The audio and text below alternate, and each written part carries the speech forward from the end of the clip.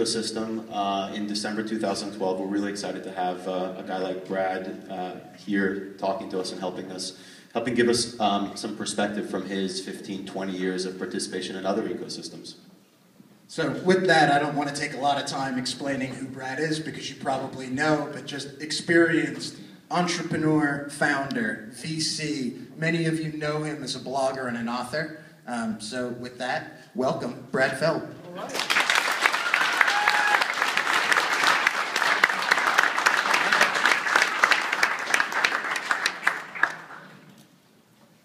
So thanks for having me.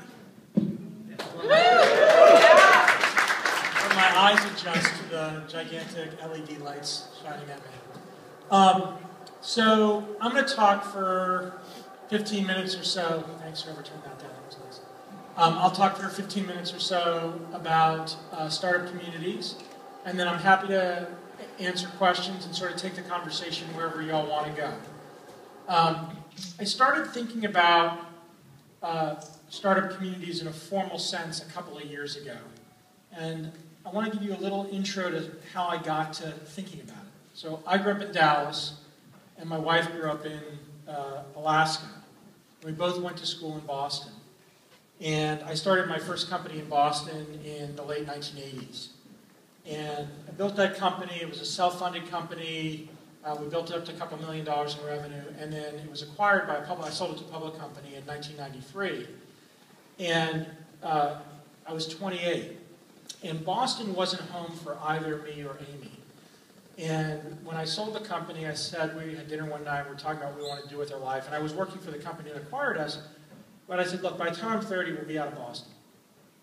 About 2 months before I turned 30, Amy told me that she was moving to Boulder, and I was welcome to come with her if I wanted to.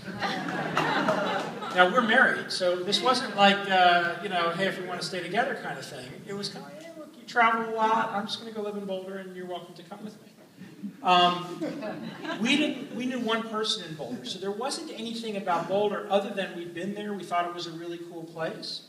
It was in the middle of the country, and at this point, I was making angel investments across the country on the East Coast and the West Coast, as well as sort of in places like Chicago, Seattle, DC, Boston, New York, a little bit in Texas. And Colorado had this kind of interesting appeal of being in the middle of the country. So I figured what I would do is we'd move to Boulder, we'd live in Boulder, and I continued to do what I was doing on either coast, sort of travel a lot, which I continued to do. And if there was anything to do in Boulder, that would be great. So we moved there, and within 6 months, we decided that was home for the rest of our lives. So we found a place where we really wanted to live, which has informed something that I think is really fundamental, which is the previous generations, my parents' generation, probably some people here, your grandparents' generation, had a mindset that you had to travel to where your work was. And you know about the IBM, move every 2 years kind of thing, and the military constantly moving around. I really believe that you should pick the place you want to live and build your life there.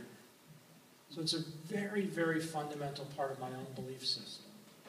And as part of that, I also believe that you can build significant startup communities and significant entrepreneurial activity in any city in the world. And I don't just believe that you can, I believe it's critically important to the health of cities and the health of society as a whole because of the diversity of activity, the diversity of thought, and the different things that develop over time. And if you think about it, startups and startup communities are all about renewal, innovation, new things, things that get tried for the first time. And every city needs this to be happening over a long period of time.